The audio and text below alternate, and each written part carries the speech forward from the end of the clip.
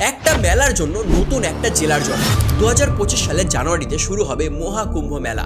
তার আগে 4টি ব্লক এবং 67টি গ্রাম নিয়ে গঠিত হলো নতুন জেলা, নাম মহাকুম্ভ মেলা।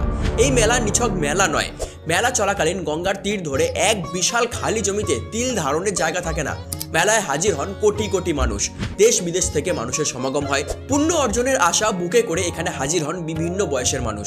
পুণ্য স্নান করে মনে আনন্দ ভরিয়ে তোলেন।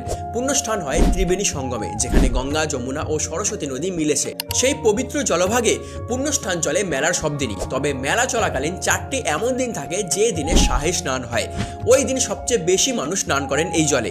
এই মেলা মহাকুম্ভ মেলা নামে পরিচিত। 2025 সালের 13 জানুয়ারি থেকে 26 ফেব্রুয়ারি পর্যন্ত চলবে এই মহাকুম্ভ মেলা। প্রতি 12 বছরে একবার হয় এই মহাকুম্ভ মেলাকে কেন্দ্র করে প্রয়াগরাজে যে অংশে মেলা প্রাঙ্গণ হিসেবে ঘিরে ফেলা হয়েছে তা এখন মহাকুম্ভ মেলা নামে একটা আলাদা জেলা তৈরি হয়েছে।